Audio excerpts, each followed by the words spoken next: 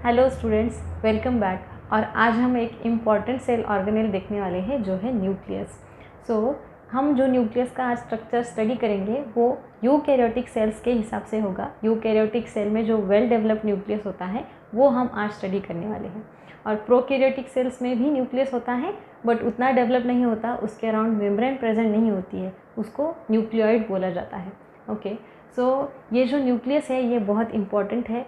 ये genetic information carry करता है सेल से नेक्स्ट जनरेशन में। जब सेल डिवाइड होती है तो नेक्स्ट जनरेशन में इंफॉर्मेशन पास ऑन होती है। सपोज़ अगर ये पेरेंट सेल है और ये डिवाइड होके यहाँ पे 2 सेल्स प्रोड्यूस होते हैं, राइट। ये सेल डिवीजन होता है, राइट। ये डॉटर सेल्स यहाँ पे प्रोड्यूस होंगे। सो पेरेंट सेल्स से कुछ मटेरियल आगे पास ऑन होगा, इसीलिए डॉटर सेल्स के कैरेक्टर्स जो होते हैं वो पेरेंट सेल की तरह होते हैं, इसके जैसे ही ये कैरेक्टर्स दिखाते हैं।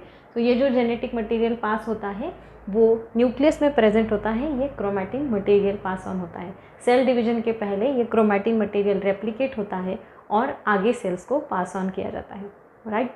और एक और इसका इम्पॉर्टेंट फंक्शन है कि ये सेल की सारी मेटाबॉलिक एक्टिविटीज़ को कंट्रोल करता है, इसीलिए इसको डायरेक्टर ऑफ द सेल या कंट्रोलर ऑफ द सेल बोला जाता है, राइट।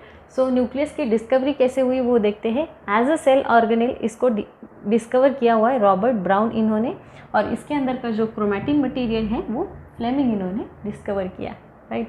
सो ये डबल मेम्ब्रेन बाउंड ऑर्गेनेल है, ये हमने देखा, और ये सेल्यूलर मेटाबॉलिक एक्टिविटीज़ कंट्रोल करता है, जेनेटिक इन्फॉर्मेशन ये कैरी करता है, राइट। सो ये ऑर्गेनेल कौन से सेल्स में प्रेजेंट होता है वो देख लेते हैं। ये सारे ही यूकैरियोटिक सेल्स में न्यूक्लियस प्रेजेंट रहेगा, सिर्फ फ्लोएम के सीव ट्यूब एलिमेंट और mature mammalian red blood sales में ये एब्सेंट होता है। तो ये सेल्स, ये जो दोनों सेल्स हैं हमने देखा हुआ है, फ्लोएम की सेल्स और ये mature mammalian red blood sales, इनमें काफ़ी सारे ऑर्गेनेल्स एब्सेंट होते हैं। ये सर्वाइव कैसे करते हैं? न्यूक्लियस इनमें नहीं होता है, बाकी ऑर्गेनेल्स भी नहीं होते हैं। एक्चुअली फ्लोएम के जो ये सेल्स हैं ये ट्रांसपोर्ट का वर्क संभालते हैं, इसमें से फूड एलिमेंट पास ऑन किया जाता है, राइट। इसलिए इनमें स्पेस चाहिए होगी, इसलिए बाकी ऑर्गेनेल्स एब्सेंट है, और इनका वर्क चलता है तो कंपेनियन सेल्स के साथ। इनके साथ ही कंपेनियन सेल्स प्रेजेंट होते हैं जो इनको एटीपी प्रोवाइड करते हैं, बाकी जो चीज़ें इनको ज़रूरत होती है उसकी वो प्रोवाइड करते हैं, और दोनों का फंक्शन कोऑर्डिनेशन में चलता है, वो as a single unit work करते हैं, राइट। एंड देन यहाँ जो है mature mammalian red blood cells, ये भी cell oxygen carbon dioxide transport करती है, इसमें भी काफ़ी सारे ऑर्गेनेल्स एब्सेंट है। जैसे ये मैच्योर होती है इसमें सारे ऑर्गेनेल्स निकल जाते हैं। क्यों? क्योंकि ये अगर इसमें ऑर्गेनेल्स प्रेजेंट रहेंगे तो इसमें एक्टिविटीज़ चलेगी, और एक्टिविटीज़ चलेंगी तो ये ऑक्सीजन यूटिलाइज़ करेगी क्योंकि इसको एनर्जी की ज़रूरत होगी। तो इसलिए ये ऑक्सीजन इसको ट्रांसफ़र करना है दूसरे ऑर्गन्स को या बॉडी पे अलग अलग सेल्स को, इसको ऑक्सीजन ट्रांसफ़र करना है, इसीलिए इसमें फिर बाकी ऑर्गेनेल्स एब्सेंट होते हैं। न्यूक्लियस का स्ट्रक्चर देखते हैं। हम जो न्यूक्लियस का स्ट्रक्चर देखने वाले हैं वो इंटरफेज न्यूक्लियस का स्ट्रक्चर देखेंगे। इंटरफेज यानी सेल की ऐसी फेज़ होती है जहाँ पे सेल डिवीज़न नहीं हो रहा है, 2 सेल डिवीजन्स के बीच में आने वाली ये एक फेज़ है इंटरफेज। ओके, इसमें स्ट्रक्चर में दिखेंगे हम पहले न्यूक्लियर मेम्ब्रेन। ये जो है ये बाहर की जो न्यूक्लियस की बाउंड्री है वो न्यूक्लियर मेम्ब्रेन है। यहाँ पे 2 मेम्ब्रेन्स प्रेजेंट होती है, outer membrane and inner membrane. ये जो न्यूक्लियर एनवेलप होता है वो न्यूक्लियस को साइटोप्लाज्म के कंटेंट से सेपरेट करता है। जैसे हमने सेल में देखा हुआ है, सेल की मेम्ब्रेन होती है ना, सेल मेम्ब्रेन, वो सेल को आउटर एनवायरनमेंट के साथ, मतलब आउटर एनवायरनमेंट से सेपरेट करती है।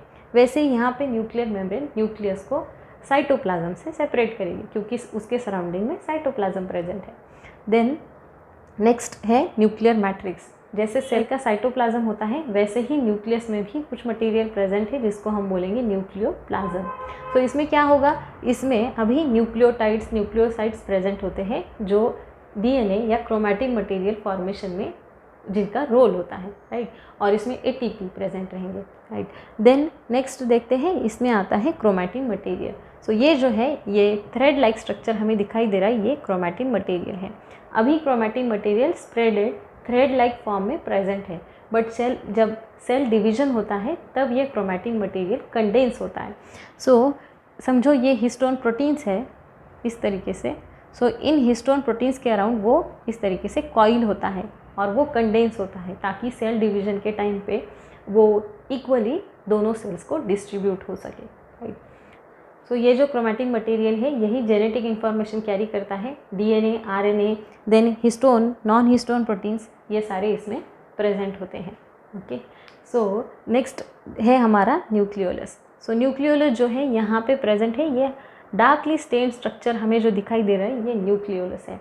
और न्यूक्लियोलस राइबोसोमल आरएनए सिंथेसाइज करता है और राइबोसोमल आरएनए से ही बनते हैं राइबोसोम्स, इसीलिए इसको राइबोसोम फैक्ट्री भी बोला जाता है। ये राइबोसोम सिंथेसिस करने वाला एक इम्पॉर्टेंट स्ट्रक्चर है। ओके, सो ये सारे इम्पॉर्टेंट जो कंपोनेंट्स हैं ये न्यूक्लियस में प्रेजेंट होते हैं।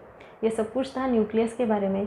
अगर ये वीडियो आपको पसंद आई होगी तो प्लीज़ लाइक कीजिए और आपके फ्रेंड्स के साथ शेयर कीजिए। Thank you.